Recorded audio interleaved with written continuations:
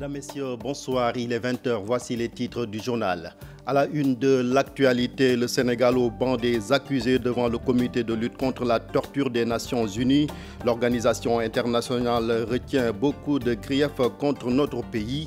Bavure policière, surpopulation carcérale, non-respect des droits des détenus, entre autres. Les détails d'un rapport accablant à suivre dès le début de cette édition. L'étudiant Mamadou Sow hors de danger, il a été grièvement blessé au visage par une grenade lacrymogène lors d'affrontements entre étudiants et forces de l'ordre à l'université Cheikh Anta Diop de Dakar. Il est actuellement suivi par des médecins de l'hôpital Fann et le COUD a finalement décidé de prendre en charge ses frais d'hospitalisation. Rue 6, angle 19 de la Médina, encore un incendie s'est déclaré dans la même maison où avaient péri 9 enfants talibés en 2013. Pas de pertes en vie humaine cette fois-ci, mais beaucoup de dégâts matériels. Les victimes dans le désarroi ignorent les causes. Religion, la 130e édition du pèlerinage de Popenguine célébrée ce lundi. Des milliers de fidèles attendus au sanctuaire marial. L'archevêque de Dakar les invite au respect des consignes de sécurité. Nous ferons le point avec nos envoyés spéciaux sur place.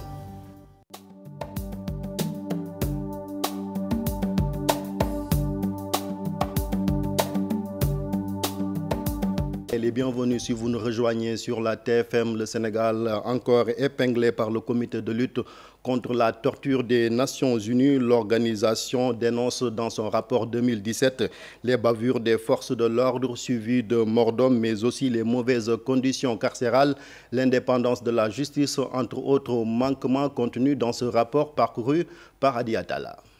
Au moment où les indignations suite au décès de Fallou Sène se multiplient, le comité contre la torture des Nations Unies épingle le Sénégal dans un rapport. Il a, dans un document, dénoncé le recours à la force de manière excessive et disproportionnée par les forces de l'ordre, y compris l'utilisation de balles réelles et de gaz lacrymogènes pour le maintien de l'ordre et la répression des manifestations souvent suivies de morts d'hommes. Le comité dit ses regrets face au mutisme de l'État suite aux demandes de renseignements sur la manière de mener des enquêtes concernant certains décès. La structure a dans son rapport rappelé à l'État du Sénégal son devoir de veiller à ce que les enquêtes impartiales et approfondies soient menées sans délai sur toute allégation d'un usage excessif de la force et d'exécution extrajudiciaire par des agents de l'État. Le meurtre de Bofa Bayotte a été soulevé dans le rapport du comité qui regrette le fait que l'État n'ait pas répondu aux demandes de renseignements sur la situation juridique des personnes détenues et si des enquêtes sont en train d'être menées. Le comité a néanmoins reconnu que beaucoup d'efforts ont été faits sur la lutte pour l'indépendance de la justice. Il reste cependant préoccupé par le fait que le chef de l'État continue à présider le Conseil supérieur de la magistrature et que le ministre de la Justice en soit le vice-président, ce qui porte atteinte à l'indépendance de la justice. Les longues détentions préventives, la non-assistance à un détenu par un avocat, l'absence de contrôle médical des détenus pendant la garde à vue et au moment du transfèrement dans un centre de détention ont également été dénoncés. Les conditions de détention, l'usage excessif de la détention provisoire, l'absence de réglementation et de l'application des textes décriés aussi. La non-élucidation des circonstances des cas de décès durant la détention ont été déplorées et le comité exhorte l'État du Sénégal à ce que tous les cas fassent l'objet d'enquêtes approfondies et impartiales et que les personnes responsables soient traduites en justice. Le comité contre la torture a en outre émis une série de recommandations, notamment l'amélioration des conditions de détention dans les lieux de privation des libertés et le respect scrupuleux des règles minimales des Nations Unies. L'Organisation internationale des droits de l'homme a par ailleurs demandé à l'État du Sénégal, dans le souci de promouvoir l'indépendance de la justice, d'œuvrer réformer les lois relatives au Conseil supérieur et faire en sorte que le président de la République et le ministre de la Justice ne soient plus membres du Conseil supérieur de la magistrature. La torture au Sénégal, une réalité de la vie de quelques citoyens rencontrés par nos reporters à Dakar. Ils proposent la création d'un corps spécial anti-émeute qui va se charger du maintien de l'ordre pendant les manifestations sans l'usage de la force qui souvent est lourde de conséquences. Leurs propos sont recueillis par Pape Faragnig. C'est vraiment regrettable que nous voyons des étudiants qui sont tués comme ça, que le Sénégal a signé la Convention contre la torture humaine. Nous devons, la personne humaine est sacrée. Nous devons d'abord conscientiser les gens, sensibiliser les gens, former bien les agents de police et les agents pénitentiaires, parce que la torture n'est pas logique du tout. Même les animaux, on ne doit pas les torturer, à plus forte raison que les personnes. Nous devons bien encadrer toutes les manifestations de façon pacifique et civique. Il faut que tous les deux travaillent ensemble. Ça veut dire que les gens qui font manifestation et l'État vont travailler ensemble. Moi, je trouve que c'est anormal. On est en démocratie. Bon, on doit écouter les gens, leurs doléances et essayer de les satisfaire. Parce qu'ils sont élus pour ça. Tant qu'ils ne respectent pas leurs engagements, ce sera la même chose. Il y aura toujours des manifestations, et il y aura des morts et il y aura des trucs. Donc... Dans les prisons, etc., les manifestations, surtout au niveau de l'université, etc. Le gouvernement peut prendre des sanctions là-dessus et voter une loi sur les tortures et tout. Veiller à ce que ça s'arrête. L'état de santé de Mamadou Sow s'améliore. Il s'agit de l'étudiant atteint au visage par une grenade lacrymogène de la police à l'occasion d'affrontements entre forces de l'ordre et étudiants à l'université Cheikh Anta Diop de Dakar. Cette semaine, il a reçu la visite de sa famille à l'hôpital Fann. Son père a tenu à rassurer l'opinion. On a également appris que le Centre des œuvres universitaires a décidé de prendre entièrement en charge ses frais d'hospitalisation. Reportage Alassane Ba, Mohamed Dien. Son état s'améliore par rapport aux jours précédents. Assurance du papa, ses camarades ont été les premiers à le secourir le premier jour où Mamadou Sow a reçu une grenade lacrymogène au visage. Le mercredi vers midi, on l'a évacué dans le service médical. Après, il n'avait pas d'ambulance là-bas. C'est le chef de service lui-même qui a pris sa voiture et l'évacué à Grand Yoff. Bon, une fois à Grand Yoff, ils m'ont tous laissé là-bas avec lui. Je me suis débrouillé mais ce qui est déplorable, c'est qu'on l'a laissé là-bas de midi à 19h sans rien faire. Après, pour dire que bon, le médecin il est parti, il faut l'amener ici à Fann. Mais même pour l'amener à Fann, ils devaient prendre leur ambulance pour l'amener parce qu'il était dans un état grave, mais ils ne l'ont pas fait. Ils nous ont demandé de prendre un taxi. Et c'est ça qu'on a fait. On a pris un taxi et on l'a amené ici. Après, on l'a amené aussi à Dantec pour faire une analyse. Bon, jusqu'ici, il est ici à Fann, mais son état ne s'améliore pas. Son papa est actuellement avec lui, ici à l'hôpital Fann. Heureusement, son fils est hors de danger. Actuellement, il a du mieux. Ce sont ses camarades et Anna qui passent la nuit avec lui. La première radio a coûté 110 000 francs CFA et la dernière, c'est un de ses papas qu'on nomme Amadou qui l'a payé à 40 000. Il a beaucoup d'ordonnances et on achète à chaque fois. Ses amis qui sont derrière moi, franchement, ils ont été tout le temps à son chevet. Je n'ai vu ni membre du gouvernement ni quelqu'un d'autre, vraiment.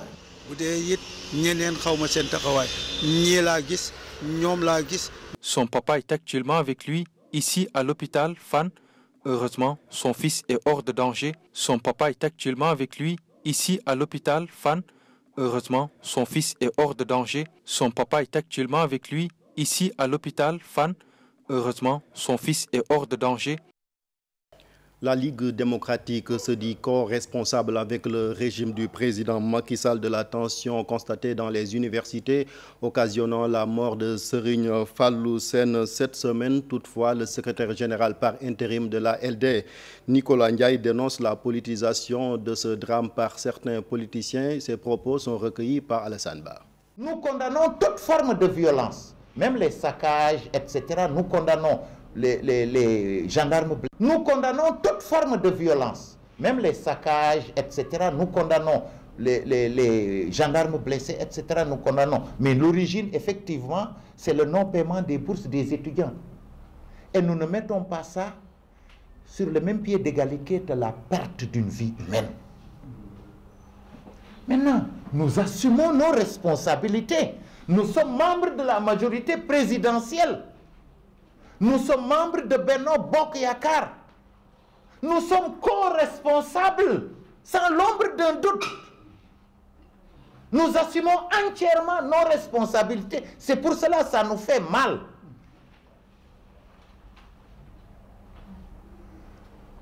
Maintenant, je pense que nous devons, tous les Sénégalais doivent appeler à la paix, à la sérénité. Notre pays n'a pas besoin qu'on en rajoute. Déjà, il y a un mort. Et ce serait bon que toute la classe politique, tout le monde confondu, fasse preuve de calme et de sérénité et ne pas essayer d'exploiter ces événements à des fins politiques. C'est indécent. La LD tenait ce matin une réunion d'installation du comité préparatoire de son 8e congrès. L'école du parti a également été mise en place à l'occasion. Nicolas Ndiaye a salué, je cite, la solidité de la LD malgré la crise qu'elle traverse. C'est un atelier de menuiserie entièrement réduit en cendres, des animaux domestiques calcinés. C'est la conséquence de l'incendie qui s'est déclaré dans une maison à la rue 6, angle 19 de la Médina hier soir, le même endroit où plusieurs enfants, 9 particulièrement, avaient péri lors d'un incendie. C'était en 2013. Reportage Pafaranying, les images Modou Diop. Des moutons calcinés, toutes les machines brûlées, bois, tissus ou autres matériels sont partis en fumée. Cet atelier n'est rien d'autre que le Dara de la Médina qui avait pris feu, emportant 9 talibés. L'origine du sinistre demeure mystérieuse.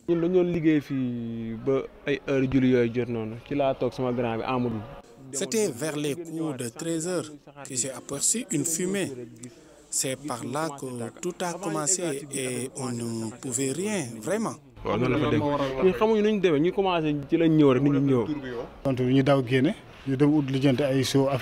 Nous avons tout fait pour éteindre le feu, mais on avait des difficultés avec cette pénurie d'eau et les sapeurs-pompiers ont tardé aussi. Même si aucune perte en vie humaine n'a été notée, l'incendie a tout ravagé. Une perte immense pour le propriétaire. J'ai tout perdu. Il y avait 8 lits, 2 armoires à 6 batas et de 2 batas aussi, 10 salons et 6 machines. Chacune coûtait plus de 250 000 francs. Il y avait une machine aussi à 1 200 000 francs. 4 moutons ladoum sont aussi partis.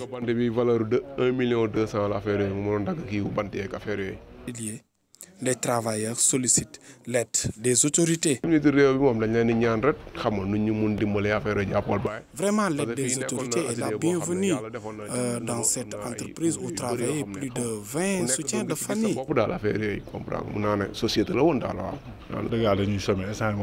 En ce moment, je vous dis, nous sommes en chômage. Nous sollicitons de l'aide pour reconstruire notre atelier. Les tubes en fer n'ont pu tenir. Même les fenêtres de l'immeuble à côté ont cédé pour montrer la violence du feu.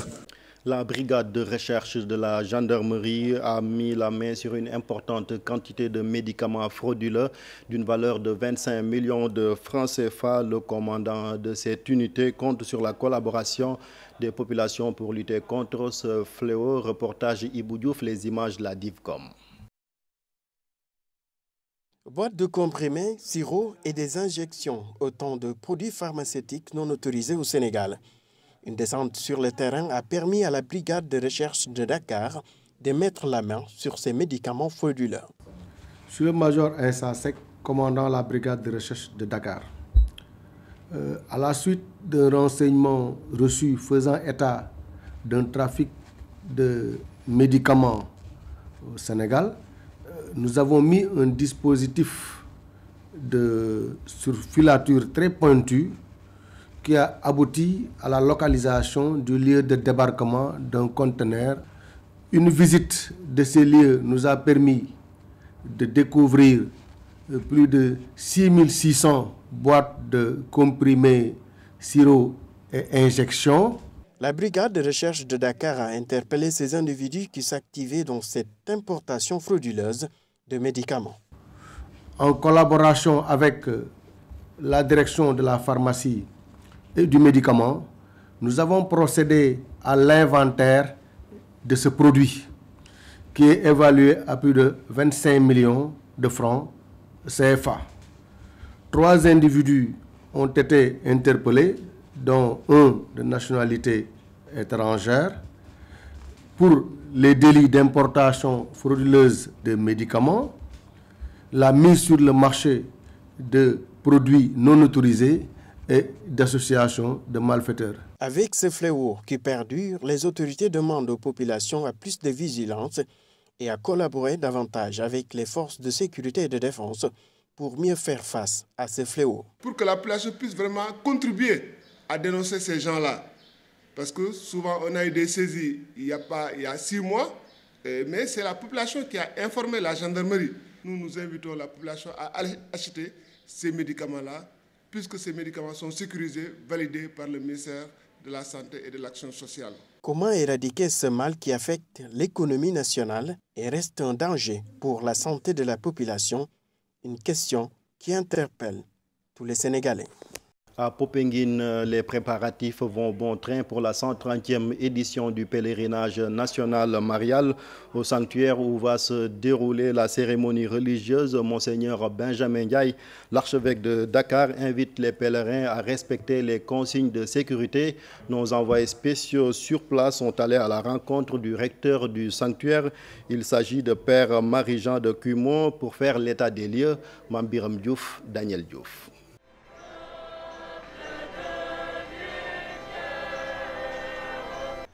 100 000 pèlerins, dont 20 000 marcheurs, attendus à Popenguine pour un bon accueil de ces derniers au niveau du sanctuaire et du village des marcheurs.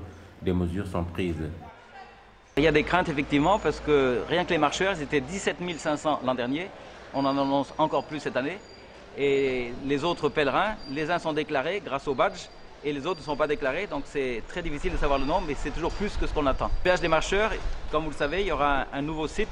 Pour cette année, c'est encore le village des marcheurs qui sera en service. Il est recouvert de tentes, 250 tentes de l'armée, des sapeurs-pompiers et puis des services de l'État qui vont accueillir peut-être la moitié des marcheurs parce qu'ils ne peuvent pas tous loger au site qui leur est réservé. Puis il y a toute une bande aussi avec nos mamans cuisinières. Il y aura 100 marmites qui vont nourrir pendant ces 2 jours, dimanche et lundi, nos chers marcheurs. Donc on a demandé au préfet de faire des arrêtés pour écarter les zones de nuisances sonores et que tout le périmètre du sanctuaire puisse être sauvegardé pour la prière, l'adoration et puis les rencontres fraternelles. D'autres mesures, notamment d'ordre sécuritaire et environnemental, sont également prises. Aux pèlerins, interdiction leur est faite d'allumer des bougies au niveau de la grotte sont autorisées. Seulement les luminaires pour éviter les cas d'incendie. Et je pense que la circulation, l'accueil et la sécurité seront assurés. Et aussi une grande nouveauté cette année, le ministère de l'Environnement a demandé que cette année, pour la 130e édition, le mardi de Pentecôte, Popenguine soit ville propre. Donc ils nous ont donné des poubelles, des matériels et on va faire en sorte que ce soit moins sale que d'habitude. Parce que c'est vrai, il faut sensibiliser nos pèlerins et pèlerines que le site soit propre après leur départ. Au village des marcheurs, justement, tout sera terminé, rassure le chef d'équipe avant l'arrivée des marcheurs ce dimanche. Non, problème, li moo si des gisoo gars yi ñu si kaw am naa léegi ñu pare ci la ñu jógee fii si timis daal bon temb moom da guddee nañ trop ñu pare côté ay côté 21h dañu jógee parce que man damaa demoon ndogu ñëw ma fekk ma bàyyi lu may fii ñëw fekk lu ba ay 20 pour ñu mën a dab temps bi et depuis ñu dem ba ñu xam kii na démb sapeur yi sax ñooy ñëw. La 130e édition du pèlerinage marial de Popenguine se prépare activement pour passer cet événement dans la ferveur et la communion.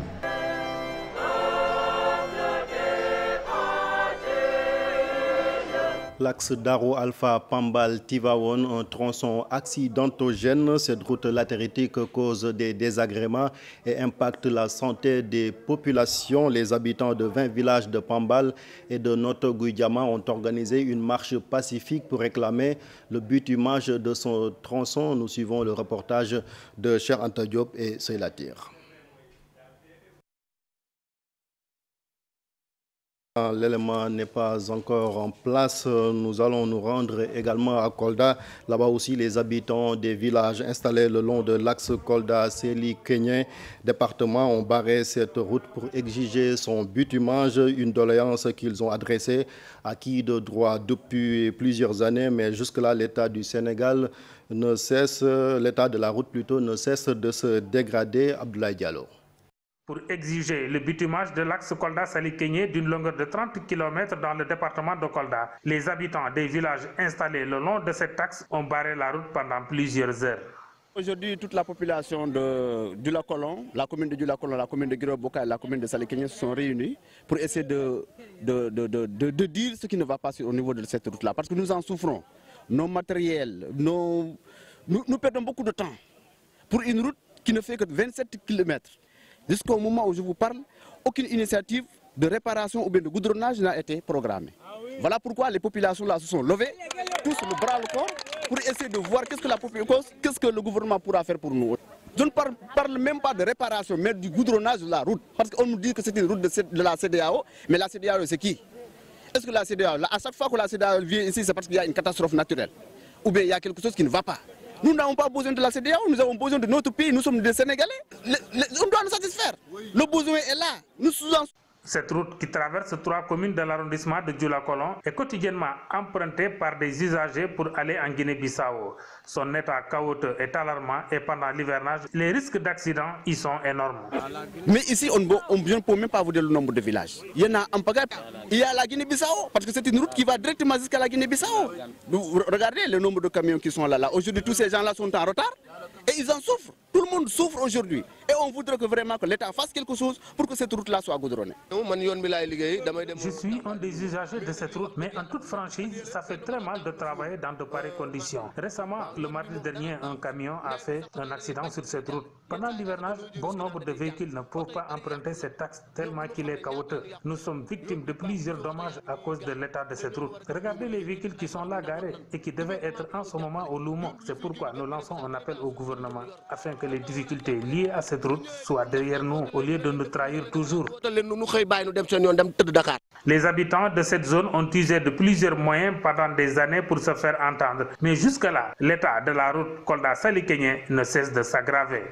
Retour sur la marche pacifique des habitants de 20 villages de Pambal et de Noto Guidjama pour réclamer le bitumage du tronçon Daro Alpha Pambal et Tivaouane, un axe qui est également un tronçon accidentogène. Cette route latéritique cause des désagréments et impacte également sur la santé des populations. Charanta Diop, c'est la tire. Khaydaga, Beyti Bakar, Beyti Ndakar, Kersamba Yassine, Ndiofoun, Lofé et Pambal, tous les habitants de ces villages sont sortis massivement. Ils ont marché sur presque 4 km pour réclamer le bitumage de l'axe Daro Alpha Tivaouane. Nous voici aujourd'hui réunis à cause d'un problème majeur qui nous unit et qui nous tracasse. Il s'agit de la route Daro Alpha Tivaouane. Cette route est fréquentée pendant les gamous, pendant les magal, et les accidents de circulation sont nombreux. Ces populations se sentent laissées en rade dans la politique d'infrastructure de l'État. Elles interpellent ainsi le chef de l'État pour le bitumage du tronçon routier allant de Daro Alpha à Tivaouane. Nous interpellons, Monsieur le Président de la République, que nous avons assez des promesses électorales. Les mairies qui sont ici, la route traverse 2 mairies qui sont des mairies de la paire. Nous avons accompli notre mission. Il lui appartient à lui de faire cette route, de la faire, parce que c'est une route qui est capitale économiquement, humainement et religieusement. Un mémorandum a été remis au sous-préfet Ibrahim Baylaba qui a promis de le transmettre à la hiérarchie. Nous avons reçu donc le mémorandum relatif à la réalisation ou plus précisément au bitumage de l'axe Daro Alpha Tivaouane. Il sera, s'il plaît à Dieu, remis à qui de droit. Les maladies bucco-dentaires de plus en plus fréquentes chez les patients en cette période de Ramadan, une fréquence due à la consommation d'aliments riches en sucre de l'avis de spécialistes. Il s'agit notamment de chirurgiens dentistes qui ont organisé ce matin au CICES une journée de consultation médicale gratuite. Reportage Cheikh Diop, Modou Diop. La consommation du sucre avec le Ramadan reste très élevée et les problèmes dentaires ne manquent pas. Occasion saisie par l'amicale des femmes chirurgiens dentistes d'offrir gratuitement des soins bucco-dentaires aux populations. Avec le sucre qui est consommé pendant le mois de Ramadan, ça stimule, ça active certains symptômes de la carie dentaire. Parce qu'on peut avoir une carie qui est dormante, mais puisqu'on consomme plus de sucre pendant le ramadan, donc ça peut stimuler, ça peut activer ces symptômes-là. Donc du coup, c'est le moment aussi de sensibiliser aux gens, de faire attention à ces sucreries-là, parce que tout le monde sait que la carie dentaire, elle a un rapport étroit avec la consommation de sucre. Darassi venu se faire consulter. Avec ces maux de dents récurrents, elle veut terminer le ramadan sans problème. Je suis venu pour faire une consultation. J'ai des maux de dents et je pense que c'est le sucre qui est à l'origine. J'en consomme beaucoup.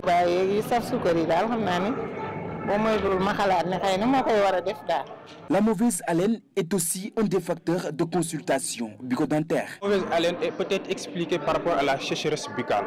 Parce que quand on jeûne, on n'a pas beaucoup consommé. Donc avec cette sécheresse buccale qu'on a, on salive, la salivation diminue. Parce que quand on ne mastique pas, on n'active pas les glandes salivaires pour pouvoir produire la salive. Donc avec cette sécheresse buccale-là, le soir, on a cette sécheresse buccale-là qui peut expliquer cette mauvaise haleine qu'on a l'impression d'avoir. Ces dentistes exhortent la population à se brosser régulièrement les dents pour éviter certaines maladies bucco-dentaires. Beaucoup de jeûneurs utilisent le cure-dent pendant ce mois béni du Ramadan. L'islamologue Serigne Morsi explique les bienfaits de cet accessoire dans ce reportage signé Aïssatou Paye Younous Diatta. Le cure-dent traditionnel, ce petit bout de bois, est in en cette période de Ramadan. Partout, il est mâché, mastiqué, mâchouillé et même ramolli pour une bonne senteur de la bouche. Et ce cure-dent de nous apporter que des bienfaits, selon Serigne Morsi.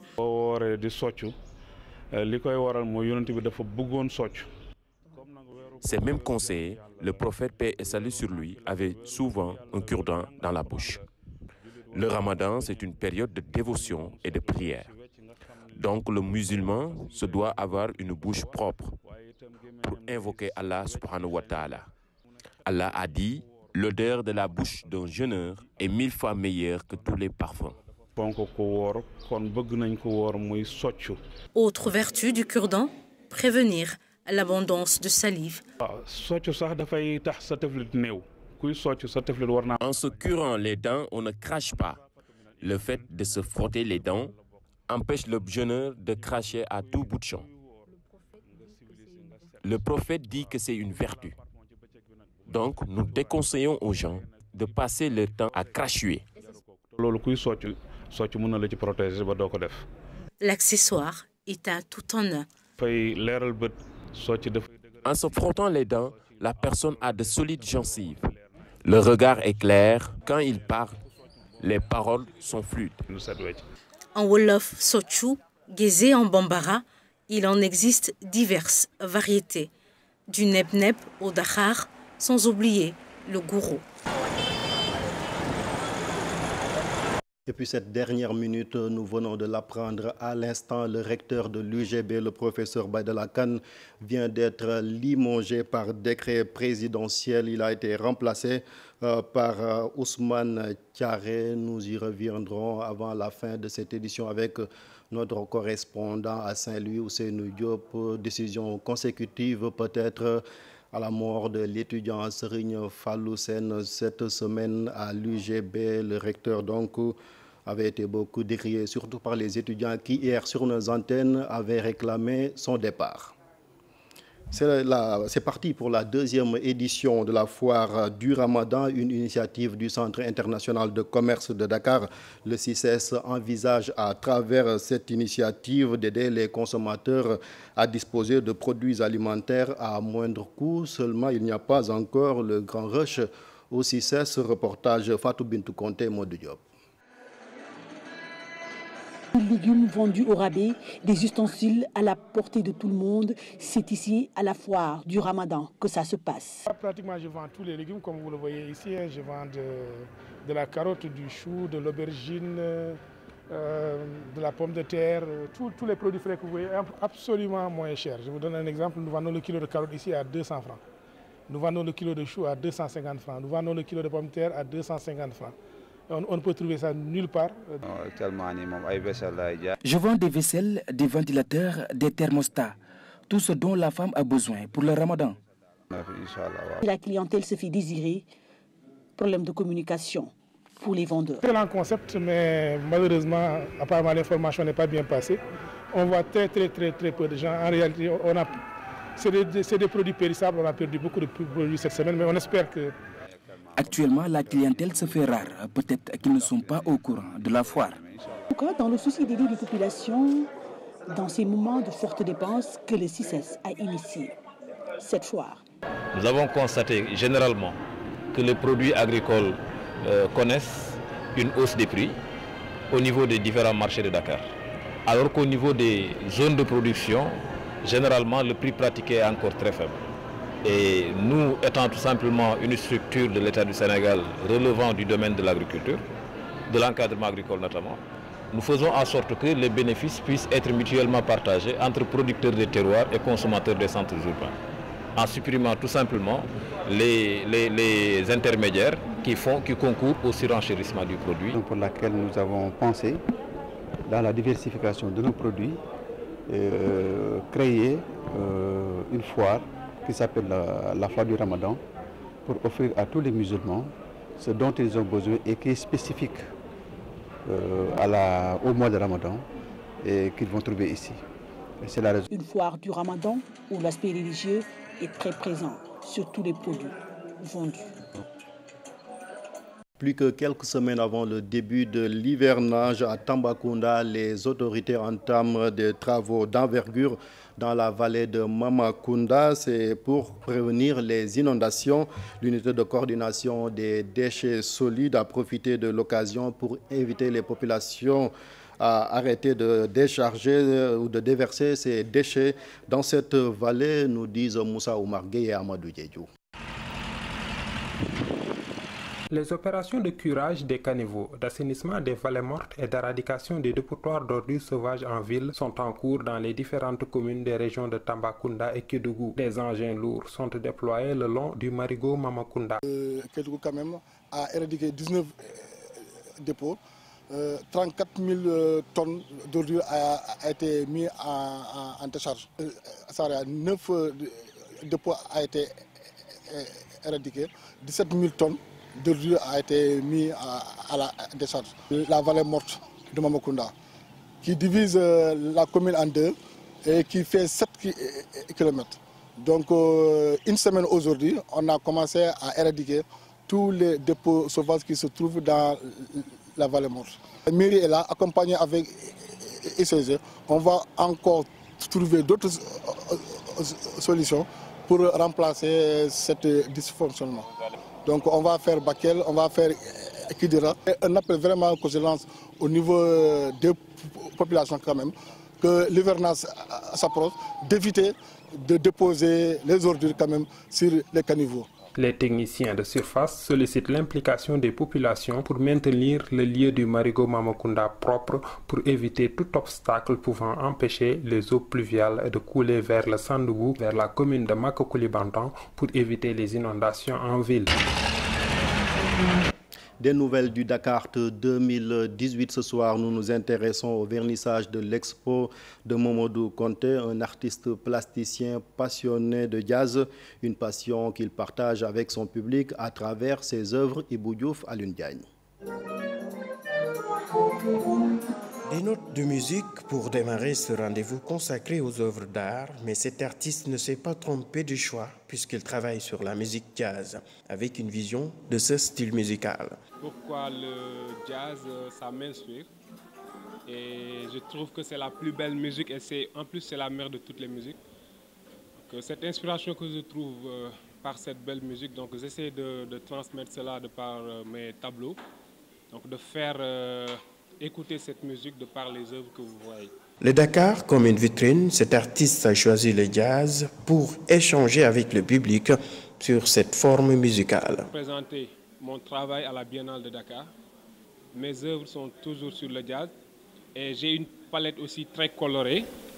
Cela signifie juste que cette musique, elle est belle et en plus, cette inspiration que je trouve donc derrière cette belle musique, je pouvais pas donc rester sans le démasquer.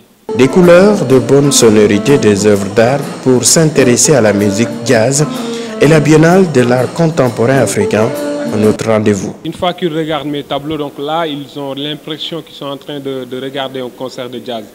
Et donc là, c'est là où je voulais mettre donc le point, essayer d'aller au-delà de mon imagination. J'ai intitulé cette exposition Étoile Conte Jazz. Donc cette métaphore qui résume juste le conseiller que j'ai été, un conseiller clientèle, par l'expérience que j'ai eue avec cela et ma peinture. Donc j'ai connecté les deux, donc qui a donné le nom Étoile Conte Jazz. Une exposition d'œuvres d'art consacrée à la musique jazz, une vision de cet artiste qui veut aussi inviter à déguster cette belle musique, une autre manière et très particulière de traiter le tempo musical. Retour sur la principale information de la soirée, c'est le limogeage du recteur de l'université Gaston Berger de Saint-Louis, le professeur Baïdala Kane, donc a été limogé par le président de la République par décret. Il a été remplacé par Ousmane Thiaré. Nous sommes en direct avec notre correspondant à Saint-Louis, Ousseynou Diop. Bonsoir. Bonsoir, chérif. Comment les étudiants ont accueilli cette décision du président?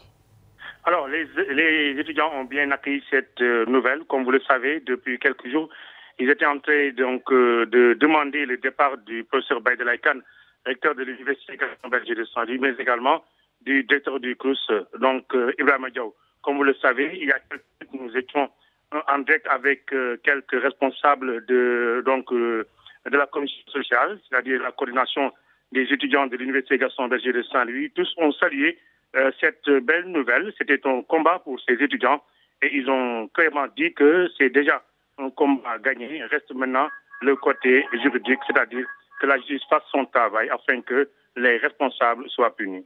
Qu'en est-il maintenant de la reprise des cours, étant donné qu'ils ont obtenu gain de cause pour ce cas-là? Ousseynou? Apparemment, il est parti. Ousseynou? Oui, chérif. Oui, je dis, qu'en est-il de la reprise des cours, étant donné que les étudiants ont eu gain de cause pour ce cas? Comme vous le savez, chérif, les étudiants avaient donc donné un mot d'ordre de grève illimité. Maintenant, donc, ils vont essayer de répondre par rapport à cette nouvelle. Peut-être dans les prochains jours ou bien dans les prochaines heures, ils feront face à la presse pour un peu donner leur point de vue par rapport donc à ce mouvement d'humeur. Mais de toutes les façons, on va essayer de voir ce que ça va donner. Est-ce que les étudiants vont lever le mot d'ordre de grève illimitée? Nous allons y voir beaucoup plus clair dans les prochaines heures. Dernière question avant de vous laisser. Qu'est-ce que vous savez de son successeur Ousmane Thiaré? Ousmane Thiaré, je n'ai pas encore des nouvelles donc, du directeur de l'université Gaston Berger de Saint-Louis. Mais par contre, le directeur du CROUS Ibrahima Diaw, son successeur, il s'agit de Pape Ibrahima Faye. Pape Ibrahima Faye, il était dans la délégation générale à la solidarité nationale.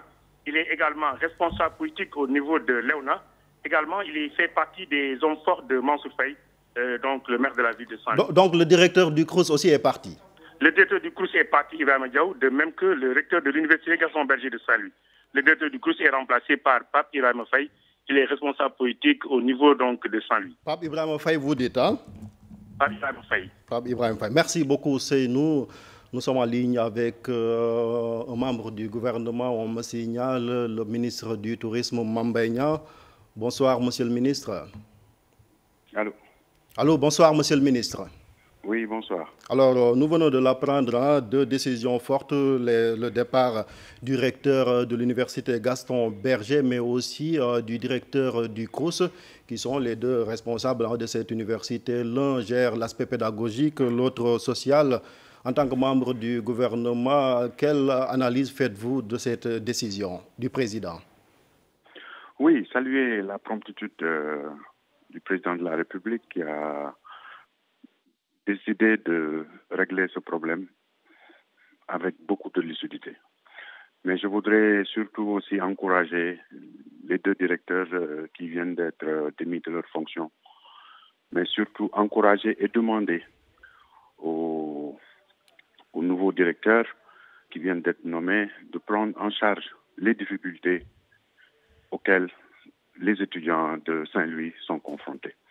Je pense qu'il faut saluer la mesure, demander aux étudiants de retourner dans les amphithéâtres, reprendre les cours, calmer la situation et leur assurer que le président de la République a décidé de régler ce problème-là définitivement.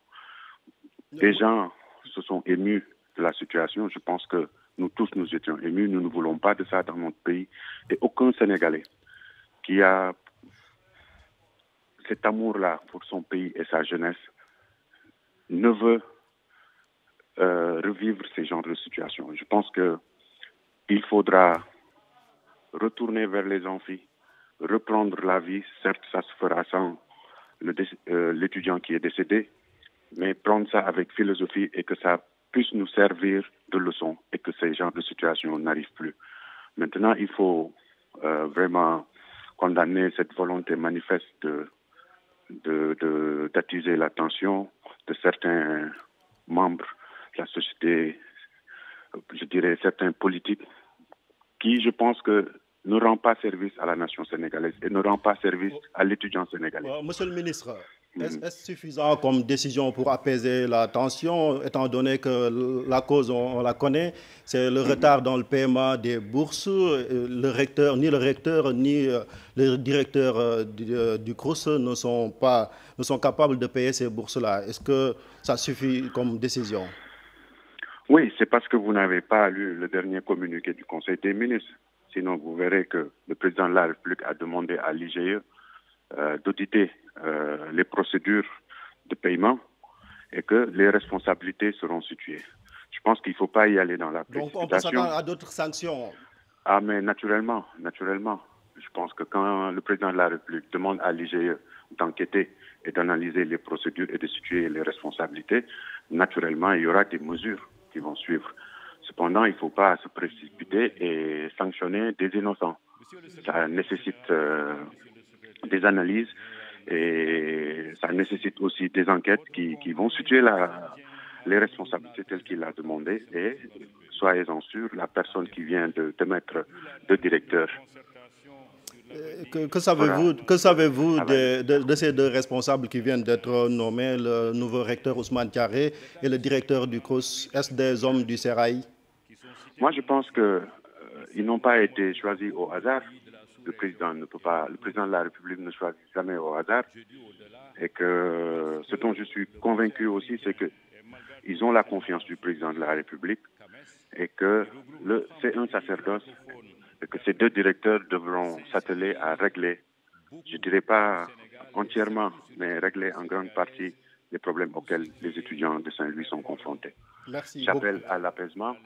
Je demande à mes jeunes frères étudiants de reprendre les cours appuyés par les professeurs et que cette situation-là ne puisse plus arriver dans le futur. Merci beaucoup, Mambagna. Je rappelle que vous êtes le ministre du Tourisme. Vous commentiez donc cette décision présidentielle, le limogeage du recteur de l'université Gaston Berger, le professeur Baïdala Kane, qui a été remplacé par Ousmane Thiaré, le directeur du CROUS, le Centre régional des œuvres universitaires de Saint-Louis, a également été limogé. Son successeur s'appelle Pape Ibrahima Diaw. Nous y reviendrons en détail dans nos prochaines éditions. C'est la fin de cette édition. Merci de l'avoir suivi. Je vous souhaite de passer d'excellents moments en compagnie des programmes de la télé Futur Média. Bonsoir.